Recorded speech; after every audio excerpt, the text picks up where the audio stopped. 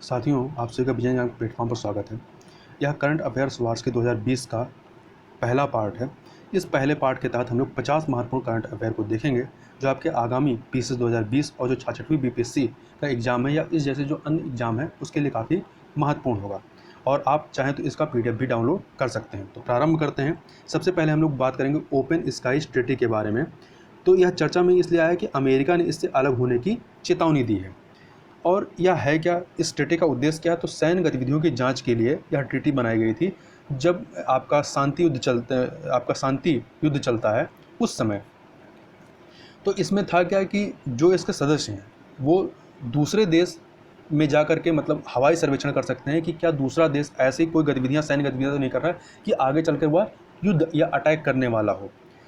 तो इस पे जो हस्ताक्षर होता है मार्च 1992 में, और प्रभावी कब होता है? 2002 में। इसके हस्ताक्षरकर्ता जो देश हैं या जो सदस्य हैं वो 34 देश हैं। इसमें अमेरिका और रूस शामिल हैं, और भारत, याद रखिएगा, भारत इसमें शामिल नहीं है। और कजाकिस्तान ने हस्ताक्षर किया परंतु अनुमोदित अभी इसको नहीं किया है। अगला है अंतर्राष्ट्रीय चाय दिवस, जो कि प्रत्येक वर्ष 21 मई को मनाया जाता है। और इस बार जो है 21 मई को एक सेमिनार का आयोजन किया गया हिमालय जैव संपदा प्रौद्योगिकी संस्थान के द्वारा।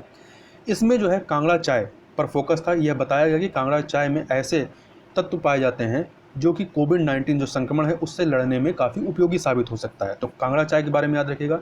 यह हिमाचल प्रदेश का जो कांगड़ा वाला इलाका है वहाँ पर इसको बहुत छोटे इलाके में इसका उत्पादन किया जाता है, और कांगड़ा चाय को जीआई टैग मिला हुआ है। और हिमालय जैव संपदा प्रौद्योगिकी संस्थान जो है इसकी स्थापना सितंबर 1942 में की गई थी। कहाँ पर इसका हेडक्वार्टर है? तो हिमाचल प्रदेश के पालमपुर में है। आगे चलते हैं। यदि पूछा जाए कि किस राज्य ने खेलों को उद्योग का दर्जा दिया है, तो मिजोरम ने दिया है। तो मिजोरम और मणिपुर में कंफ्यूज मत होइएगा, मिजोरम ने दिया है।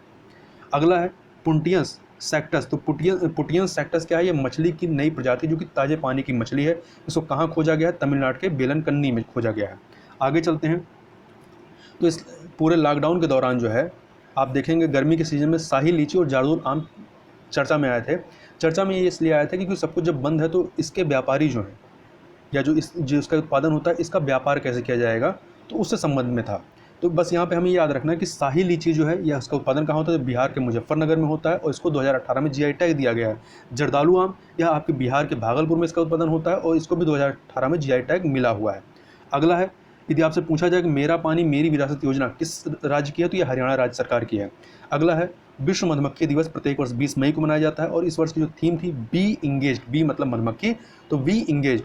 और यदि शहद के उत्पादन की बात करें तो विश्व स्तर पर नंबर 1 पर जो है आपका चाइना है, दूसरे पे टर्की है, तीसरे पे अमेरिका है, और भारत जो है ये 5वें नंबर पे। और भारत में ये नंबर 1 पे कौन है शहद उत्पादन में? तो पंजाब है।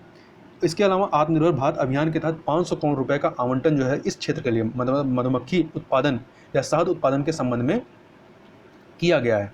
और जो राष्ट्रीय मधुमक्खी बोर्ड है एनबीबी, नेशनल बी बोर्ड, यह कृषि मंत्रालय के तहत आती है। इसकी स्थापना 1860 में हुई थी और 2006 में इसका पुनर्गठन किया गया। इसका हेडक्वार्टर कहाँ है? दिल्ली में है। और यदि आपसे पूछा जाए मीठी क्रांति किससे संबंधित है, तो यह हनी मिशन या मतलब शहद के उत्पादन से संबंधित है। इसके अलावा मधुमक्खी पालन विकास समिति की स्थापना गठित किया गया था। एक समिति गठित की गई जिसका नाम है मधुमक्खी पालन विकास समिति। किसके अध्यक्षता में? तो प्रोफेसर विवेक देवराय की अध्यक्षता में इस समिति ने कुछ अनुशंसाएं की, जैसे कि कृषि उत्पाद, जो मधुमक्खी पालन है इसको कृषि उत्पाद का दर्जा दिया जाना चाहिए, और जो उत्पादक जो इसका उत्पादन करते हैं शहद का, जो भूमिहीन हैं उनको किसान का दर्जा दिया जाए। और एक शहद और परागण बोर्ड, जो आपका राष्ट्रीय मधुमक्खी बोर्ड है उसको कन्वर्ट करके शहद और परागण बोर्ड कर दिया जाए। अगला है राम किंकर बैच। तो राम किंकर बैच के बारे में याद रखिएगा, यह मूर्तिकार और चित्रकार रहे हैं, और अभी इनकी 115वीं जयंती मनाई गई संस्कृत मंत्रालय के द्वारा। इनकी जयंती पर एक वर्चुअल टूर का आयोजन किया गया, और इनका जन्म 1606 में हुआ था। कहाँ पर? पश्चिम बंगाल के बांकुरा जिले में। और ये शांति निकेतन का जो कला भवन है उससे संबंधित रहे हैं। इसके अलावा राष्ट्रीय आधुनिक कला संग्रहालय, इसकी स्थापना 29 मार्च 1954 को हुई थी। 29 मार्च 1954 को, क्योंकि संस्कृत मंत्रालय के अंतर्गत जो वर्चुअल टूर का जो आयोजन है वो इसी संग्रहालय के द्वारा की गई है। तो 29 मार्च 1954 को उपराष्ट्रपति डॉक्टर राधाकृष्णन के द्वारा पंडित जवाहरलाल नेहरू की उपस्थिति में इसकी स्थापना की गई थी। अगला यदि पूछा जाए कि लाख की खेती को कृषि का दर्जा किसने दिया है, तो छत्तीसगढ़ सरकार ने लाख की खेती को कृषि का दर्जा दिया है। और लाख के कीट का जो वैज्ञानिक नाम होता है टैकार्डिया लैका होता है, और लाख के उत्पादन में पहले नंबर पर कौन है? झारखंड है। आगे चलते हैं। संयुक्त राष्ट्र सैन्य gender advocate of the year award 2019। तो यह अवार्ड 2 लोगों को दिया गया है, एक भारत की हैं, एक ब्राज़ील की हैं। तो भारत की तरफ से मेजर सुमन गवनी को दिया गया है, जो दक्षिण सूडान में तैनात थी, और ये पहली भारतीय जिनको संयुक्त राष्ट्र सैन्य gender advocate of the year award दिया गया है। इसके अलावा ब्राज़ील के कमांडर कार्ला मोंटेरो डे कास्त्रो अराइजो को दिया गया है, और इसका प्रारंभ 2016 में हुआ था, मतलब पहली बार यह अवार्ड 2016 में दिया गया था। आगे चलते हैं, सिकाडा। तो याद रखिएगा, सिकाडा एक प्रकार का कीड़ा होता है जो जीवन का अधिकांश भाग जो है भूमिगत रूप में बिताते हैं। मतलब ऐसे आप समझ सकते हैं कि 13 से 17 वर्षों तक ये ज़मीन के अंदर रहते हैं, और ये 13 से 17 वर्षों के बाद मिट्टी से बाहर निकलते हैं। तो इनके दो ग्रुप होते हैं, एक 13 वर्ष बाद निकलने वाला, एक 17 वर्ष बाद निकलने वाला। 13 वर्ष बाद वाले निकलने के भी 3 अलग अलग प्रजातियाँ होती हैं, और 17 वर्ष बाद वाले निकलने वाली भी 3 अलग अलग प्रजातियाँ होती हैं। जब ये निकलते हैं तो निकलने के कुछ दिनों के बाद ही, मतलब 2-3 सप्ताह के अंदर ही इनकी मृत्यु हो जाती है। और जब ये निकलते हैं तो निकलने के बाद ही ये प्रजनन क्रिया करते हैं, और उसके लिए जो प्रजनन के दौरान जो नर सिकोड़ा होते हैं, जो सामूहिक कोरस, मतलब एक तरीके से जो आप उनके पंख वगैरह होते हैं, जो हिला के जो आवाज़ निकालते हैं, वो काफ़ी ज़्यादा होता है। तो आप ऐसा समझ सकते हैं कि 100 डेसिबल तक, जो सामूहिक कोरस होता है 100 डेसिबल तक उसकी आवाज़ होती है। और ये लान की घास काटने वाली जो मशीन है, जितनी आवाज़ वो करती है उतनी ही आवाज़ इनका होता है। आगे चलते हैं, जैव विविधता संरक्षण इंटर्नशिप कार्यक्रम। यह पर्यावरण मंत्रालय के द्वारा यह कार्यक्रम चालू किया गया है। और कब चालू किया गया? तो 22 मई 2020 को, 22 मई को अंतर्राष्ट्रीय जैव विविधता दिवस मनाया जाता है। उसी अवसर पर इसको कार्यक्रम को लॉन्च किया गया है। और जो 22 मई को अंतर्राष्ट्रीय जैव विविधता दिवस, इसकी थीम क्या थी? हमारे समाधान प्रकृति में है, our solutions are in nature. और यह जो इंटर्नशिप कार्यक्रम है, यह 1 वर्ष का पीजी डिग्री है, जो 20 छात्रों को, 1 वर्ष में 20 छात्रों को दिया जाएगा। और इसमें जो शामिल या जो नोडल एजेंसी है इस कार्यक्रम की, तो राष्ट्रीय जैव विविधता प्राधिकरण NBA और UNDP, United Nation Development programme है।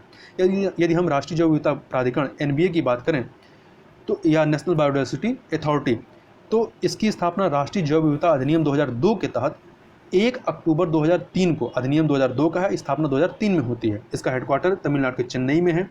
और इसके अलावा राज्य स्तर पर राज्य जैव विविधता बोर्ड की स्थापना की गई, और स्थानीय निकाय के रूप में जैव विविधता प्रबंधन समिति की स्थापना की गई। UNDP की बात करें, यूनाइटेड नेशन डेवलपमेंट प्रोग्राम, इसकी स्थापना 1965 में हुई थी। कहाँ पर? अमेरिका के न्यूयॉर्क में। इसके अलावा जो UNDP, United Nation Development programme, इसके द्वारा कई सारे इंडेक्स जारी किए जाते हैं, जैसे कि मानव विकास सूचकांक। तो मानव विकास सूचकांक जो है 3 पैरामीटर पे होता है: जीवन प्रत्याशा, स्कूली शिक्षा, प्रति व्यक्ति राष्ट्रीय आय। तो ये तीनों याद रखिएगा, पूछा गया है परीक्षाओं में। और 2019 में जो है इसका इंडेक्स आया है, मानव विकास सूचकांक 2019, इसमें भारत को 129वीं रैंक दी गई है। 129वीं 129 रैंक है, जबकि पिछले वर्ष 2018 में 130वीं रैंक थी। इस प्रकार से 1 अंक का सुधार हुआ है, और जबकि नंबर 1 पे नॉर्वे है। दूसरा है लैंगिक असमानता सूचकांक, यह भी इसके द्वारा जारी किया जाता है। और 2020 का जो लैंगिक असमानता सूचकांक है, इसमें भारत की जो रैंक है वो 122वीं, कितनी है? 122वीं है, और इसमें नंबर 1 पे नॉर्वे है, जहाँ पे सबसे कम लैंगिक असमानता होती है। इसके अलावा अगला है कैचअप ऐप। तो कैचअप क्या है? तो यह एक फेसबुक का नया कॉलिंग एप्लीकेशन है। इसमें 8 लोग ग्रुप कॉलिंग कर सकते हैं, बस इतना ही याद रखिएगा। अगला है वाइड फील्ड इंफ्रारेड सर्वे टेलीस्कोप, WFIRST। यह नासा का स्पेस टेलीस्कोप है, जिसे 2025 में लॉन्च किया जाएगा। यह चर्चा में इसलिए आया कि इसका नाम परिवर्तित कर दिया गया है। एक नासा की पहली महिला खगोल वैज्ञानिक थी, नैन्सी ग्रेस रोमन। इनके नाम पे ही इसका नाम Nancy grace Roman space telescope कर दिया गया है। आगे चलते हैं, अंटार्कटिक इम्पल्सिव ट्रांजिट एंटीना, या एनीटा कह सकते हैं इसको शॉर्ट में। यह नासा का रेडियो टेलीस्कोप है। इसने अंटार्कटिका में न्यूट्रिनो की असमान ऊर्ध्वगति का पता लगाया है। अब न्यूट्रिनो के बारे में बात करें तो न्यूट्रिनो की खोज जो है पाउली ने की थी, और उसका जो नामकरण है न्यूट्रिनो, यह फर्मी के द्वारा की गई थी। ये उच्च ऊर्जा वाले कण होते हैं, और इनमें कोई आवेश नहीं होता। इनका द्रव्यमान भी क्या होता है? नगण्य होता है। और ये लगातार इनका उत्सर्जन होता रहता है, और बहुत ज़्यादा इसको आप देख नहीं सकते हैं। जो मानव शरीर है हमारा, ये इससे आर पार, मतलब किसी भी चीज़ के ये आर पार जा सकते हैं, और मानव शरीर के लिए खतरनाक नहीं होते हैं। मानव शरीर से जो है प्रति सेकंड 100 ट्रिलियन न्यूट्रिनो आर पार होते रहते हैं। ये पूछा जाए कि आस्करियन इफेक्ट किससे संबंधित है, तो यह न्यूट्रिनो से ही संबंधित है, बस इतना ही याद रखिएगा। वेब क्यू क्या है? यह केरल में शराब वितरित करने के लिए एक ऐप है। अगला है वित्तीय स्थिरता एवं विकास परिषद। तो इसका गठन जो है 2010 में हुआ था। यह सांविधिक निकाय है, और इसका स्थापना जो है रघुराम राजन समिति 2008 की सिफारिशों के आधार पर किया गया था। इसकी अध्यक्षता वित्त मंत्री करते हैं, और इसके सदस्यों में RBI के गवर्नर, वित्त सचिव या आर्थिक मामलों के विभाग के सचिव, वित्तीय विभाग के सचिव, वित्त मंत्रालय के मुख्य आर्थिक सलाहकार, सेबी के अध्यक्ष, और इलेक्ट्रॉनिक्स एवं सूचना प्रौद्योगिकी मंत्रालय के सचिव और अन्य लोग इसमें शामिल होते हैं। चर्चा में इसीलिए आया था क्योंकि इसमें संशोधन करके इलेक्ट्रॉनिक्स एवं सूचना प्रौद्योगिकी मंत्रालय के सचिव को भी सदस्य के रूप में शामिल किया गया है। अगला है कोविड कथा। तो कोविड कथा क्या है? या कोविड-19 के संदर्भ में जन जागरूकता चलाने के लिए एक तरीके से ऑनलाइन प्रोग्राम है या अभियान है, जो कि अंग्रेजी और हिंदी में चलाया जा रहा है। और यह किस मंत्रालय के तहत, तो विज्ञान एवं प्रौद्योगिकी विभाग के अंतर्गत राष्ट्रीय विज्ञान एवं प्रौद्योगिकी संचार परिषद आता है, उसके द्वारा इस मुहिम को या इस पहल को चलाया जा रहा है। अगला है विश्व स्वास्थ्य दिवस, जो कि प्रत्येक वर्ष 7 अप्रैल को मनाया जाता है और इस बार की जो थीम है वो सपोर्ट नर्सेस एंड मिडवाइफ्स है। अगला है चारू मूसल। चारू मूसल जो है छोटे और पतले कवच का होता है, एक जीव होते हैं जिसकी कवच की सतह पर पसलियां नहीं होती हैं। ये एक आक्रमणशील प्रजाति है, मेनली ये आपके दक्षिण अमेरिका वाले इलाकों में पाए जाते हैं, परंतु ये कुछ समय से भारत में भी आपका जो मालाबार वाला तट है इधर आप जो है देखे जा रहे हैं। यहाँ पर भी जो केरल की जो अष्टमुंडी झील है ये सबसे अधिक प्रभावित है भारत में। आगे चलते हैं विश्व डुंगोंग दिवस। तो विश्व डुंगोंग दिवस प्रत्येक वर्ष 28 मई को मनाया जाता है। डुंगोंग जो होता है इसे समुद्री गाय कहा जाता है। यह एक शाकाहारी स्तनधारी होता है, ठीक है, याद रखिएगा, एक शाकाहारी स्तनधारी होता है और यह आयुष्यन की वल्नरेबल कैटेगरी के अंतर्गत सूचीबद्ध है। और यह भारत में पाया कहाँ जाता है, तो भारत में मन्नार की खाड़ी, अंडमान निकोबार द्वीप समूह, कच्छ की खाड़ी में पाया जाता है, बंगाल खाड़ी में नहीं पाया जाता है। और यह उष्णकटिबंधीय उपोष्णकटिबंधीय तटीय क्षेत्रों में मेनली पाए जाते हैं। आगे चलते हैं पुरंदरदास। तो पुरंदरदास जो है ये कर्नाटक संगीत के पिता माने जाते हैं। यह चर्चा में इसलिए क्योंकि उनके जन्म स्थान को लेकर के विवाद उत्पन्न हुआ है। इनका जन्म 1484 अर्थात 15वीं शताब्दी में हुआ था। ये भगवान कृष्ण के भक्त, वैष्णव कवि एवं संत एवं समाज सुधारक रहे हैं।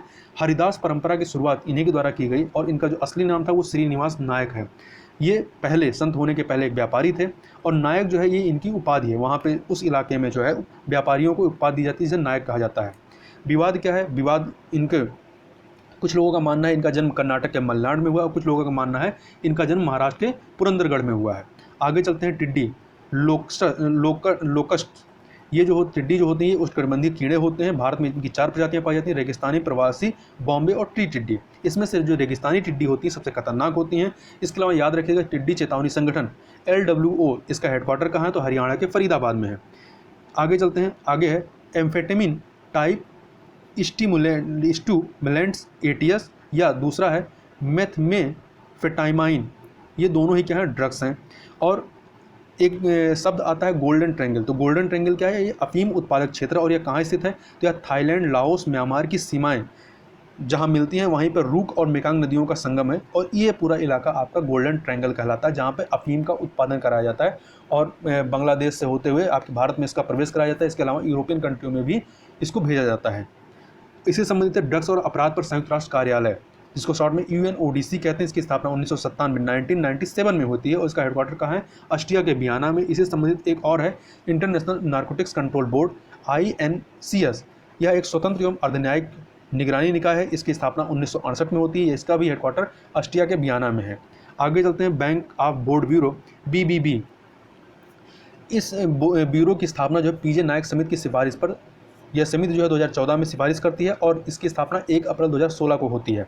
इसका हेडक्वार्टर बम्बई में है। तो याद रखिए किस समिति की सिफारिश पर स्थापित किया गया था, तो PJ नायक समिति की सिफारिश पर। यह जो है आपके जो बैंक होते हैं, जो निजी क्षेत्र के बैंक हैं, जो या फाइनेंशियल इंस्टीट्यूशन, उनके जो निदेशक होते हैं उनकी नियुक्ति के संबंध में ये सिफारिशें करते हैं और बैंकों संबंधित अन्य चीज़ों के बारे में ये सिफारिश करते हैं। खीर भवानी मेला ये जम्मू कश्मीर का है। जम्मू कश्मीर के गांदरबल जिला के तुलमुल गांव में एक मंदिर है जिसे रागगढ़ा देवी मंदिर कहते हैं या माता खीर भवानी का मंदिर कहते हैं। यहाँ पर इनको प्रसाद के रूप में चावल का हलवा चढ़ाया जाता है। ये जो मेला है आपका कश्मीरी पंडित समुदाय से संबंधित है। आगे चलते हैं UN शांति सैनिकों का अंतर्राष्ट्रीय दिवस, जो कि प्रत्येक वर्ष 29 मई को मनाया जाता है और इस बार की जो थीम है वह है women in peace keeping a की टू पीस। पहली बार इसका जो आयोजन है 2003 में किया गया था। पहली बार 2003 में इसका मतलब यह दिवस मनाया गया था और जो पहला UN शांति रक्षा मिशन है वो 29 मई 1948 को भेजा गया था। तो इसी 29 मई को महत्ता देने के लिए प्रत्येक वर्ष UN शांति सैनिकों का अंतर्राष्ट्रीय दिवस मनाया जाता है। और जो पहला UN रक्षा मिशन भेजा गया था वो अरब इजराइल का युद्ध होता 1948, उस दौरान इसको भेजा गया था। आगे चलते हैं वीर सावरकर जयंती। यह प्रत्येक वर्ष 28 मई को मनाया जाता है। इनका जन्म 28 मई 1883 को महाराष्ट्र के नासिक में हुआ था। इन्होंने कई संस्थाओं की स्थापना की, जैसे कि अभिनव भारत 1904 में नासिक में, फ्री इंडिया सोसाइटी, मित्र मेला। तो मित्र मेला की स्थापना पहले होती है आपका 1899 में होती है लगभग, और यही बाद में चल करके अभिनव भारत में कन्वर्ट हो जाता है। अभिनव भारत एक क्रांतिकारी संगठन था। इनके द्वारा लिखित पुस्तकों की बात करें तो एक पहली पुस्तक है the Indian war of independence 1857, जो कि 1909 में लंदन में ये लिखते हैं, और दूसरी है हिंदुत्व 1923, जिसमें टू नेशन थ्योरी का जो कॉन्सेप्ट है वो वीर सावरकर द्वारा हिंदुत्व नामक पुस्तक में दिया गया था और 1937 में हिंदू महासभा ने इनके टू नेशन थ्योरी को एक संकल्प के रूप में पारित किया था। हिंदू महासभा की बात करें तो इसकी स्थापना 1915 में प्रयाग, वर्तमान का प्रयागराज है इलाहाबाद, यहाँ पर मदन मोहन मालवीय के नेतृत्व में होती है। और वीर सावरकर का संबंध जो है नासिक षड्यंत्र केस से भी रहा, जो कि 1909 का केस है। इसमें 1911 में इनको 50 वर्ष की सजा दी जाती है और 1921 में ये रिहा भी हो जाते हैं। ग्रीष्म लहर की बात करें, हीट वेव्स, तो भारतीय मौसम विज्ञान विभाग IMD ने मैदानी क्षेत्रों में 40 डिग्री सेंटीग्रेड और पहाड़ी क्षेत्रों में 30 डिग्री सेंटीग्रेड तापमान को ग्रीष्म लहर के मानक के रूप में निर्धारित किया है। इसको यदि देखें तो जहां सामान्य तापमान 40 डिग्री सेंटीग्रेड से कम रहता है, वहां यदि 5 से 6 डिग्री सेंटीग्रेड तापमान बढ़ता है तो इसे सामान्य ग्रीष्म लहर कहते हैं, और 60 डिग्री सेंटीग्रेड से अधिक बढ़ता है तो इसे गंभीर ग्रीष्म लहर कहते हैं। और वहीं जहां सामान्य तापमान 40 डिग्री सेंटीग्रेड से अधिक रहता है, वहां यदि 4 से 5 डिग्री सेंटीग्रेड बढ़ता है तो उसे सामान्य ग्रीष्म लहर कहते हैं, 6 डिग्री सेंटीग्रेड से अधिक बढ़ता है तो उसे गंभीर ग्रीष्म लहर कहते हैं। यदि IMD जो संस्था है, इंडियन मेट्रोलॉजिकल डिपार्टमेंट, इसकी स्थापना 1875 में होती है। किस मंत्रालय के तहत है? पृथ्वी मंत्रालय के तहत आती है। और जो कि वर्ल्ड मेट्रोलॉजिकल ऑर्गेनाइजेशन जो विश्व स्तर पर कार्य करती है, इसकी स्थापना 23 मार्च 1950 को होती है। इसका हेडक्वार्टर स्विट्जरलैंड के जिनेवा में है। 23 मार्च जिस दिन इसकी स्थापना होती है, 23 मार्च को विश्व मौसम दिवस मनाया जाता है। और जो 2020 की जो थीम है वह है वाटर एंड क्लाइमेट चेंज। और विश्व जल दिवस एक दिन पहले 22 मार्च को मनाया जाता है। और इस बार की जो थीम है वो वाटर एंड क्लाइमेट चेंज, मतलब विश्व मौसम दिवस और विश्व जल दिवस दोनों की थीम सेम है। कौशल मानचित्र, ये आपके प्रवासी मजदूर जो लौट रहे थे उनसे संबंधित है, या उत्तर प्रदेश सरकार के द्वारा इसको मतलब प्रारंभ किया गया है कौशल मानचित्र को। गिलोय जो है आपका आयुर्वेद में गिलोय को गुडुची नाम से विख्यात है, या कोविड-19 के दौर में काफ़ी चर्चा में भी रहा है। और यह विभिन्न प्रकार के बुखारों तथा मधुमेह रोग के उपचार हेतु इस्तेमाल किया जाता है। ये मेनली चर्चा में आया था कातकारी जनजातीय समुदाय के संबंध में। ये जो कातकारी जनजातीय समुदाय हैं, ये जंगलों से इसको क्या करते हैं, बटोरते हैं और इसको बेचने का कार्य करते हैं। मतलब एक प्रकार से उनके आजीविका का एक साधन के तौर पर है। ये जो कातकारी जनजातीय समुदाय है, ये महाराष्ट्र में पाई जाती है। और यह जनजातीय समूह के तहत जो विशेष तौर पर निर्बल जनजातीय समूह है, PBTGS की श्रेणी, उसके अंतर्गत ये आते हैं।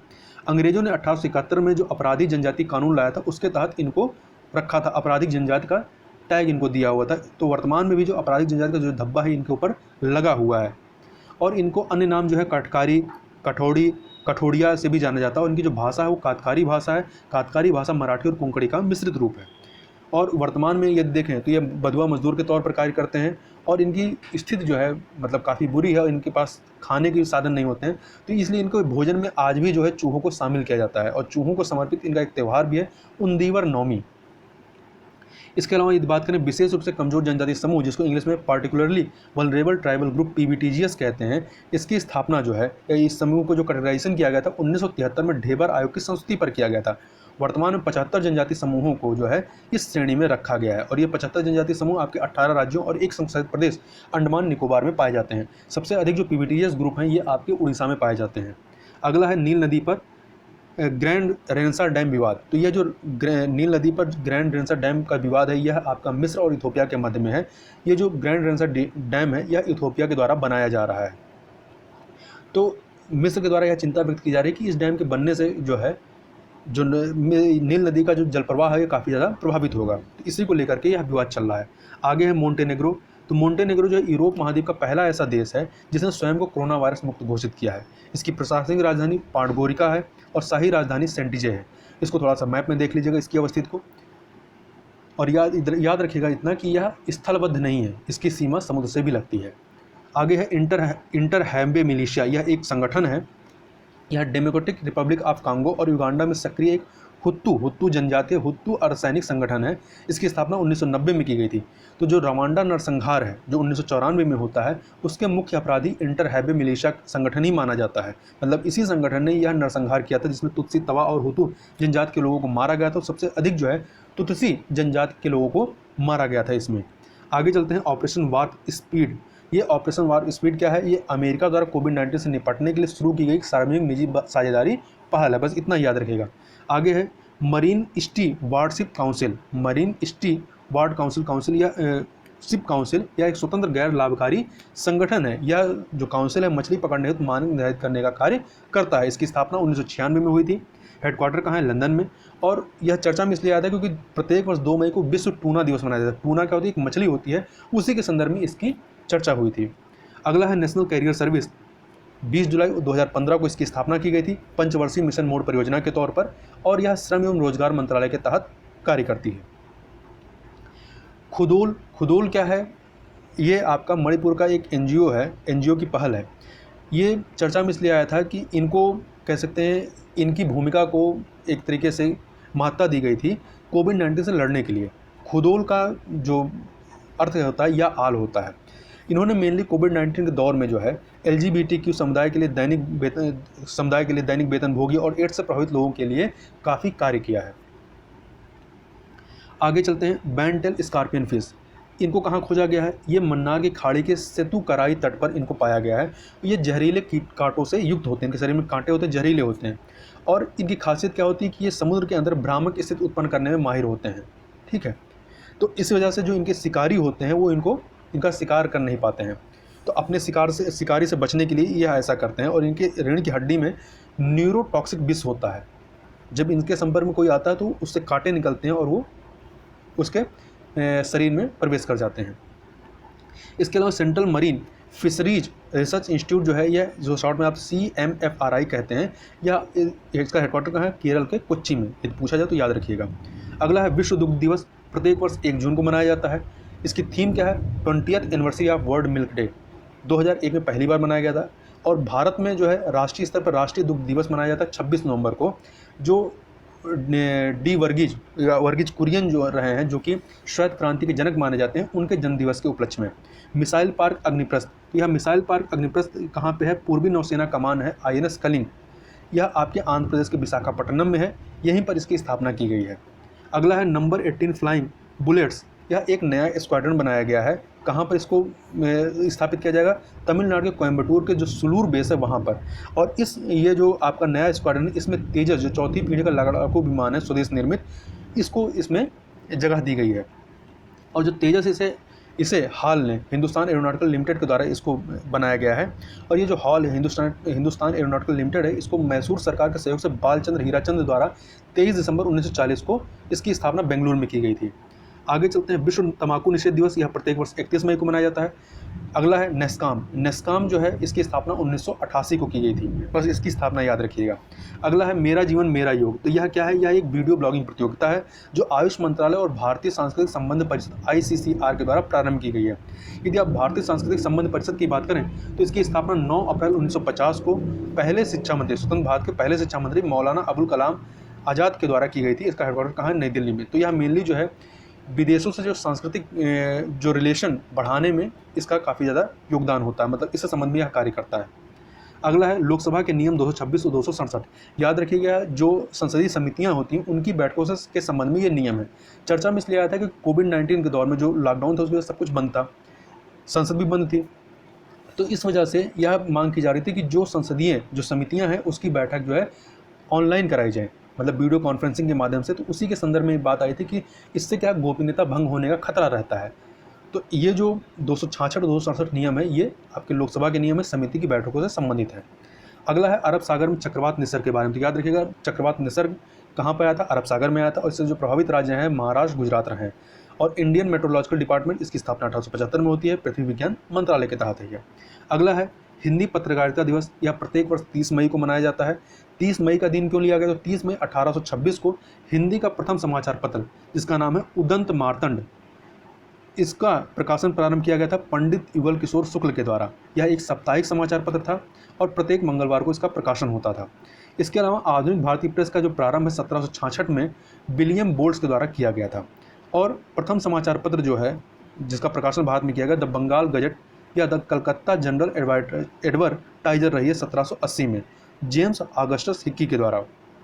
बंगाल गजट या दूसरी थी गंगाधर भट्टाचार्य के द्वारा 1816 में, मतलब एक भारतीय के द्वारा इसका प्रकाशन जो किया गया वो बंगाल गजट थी।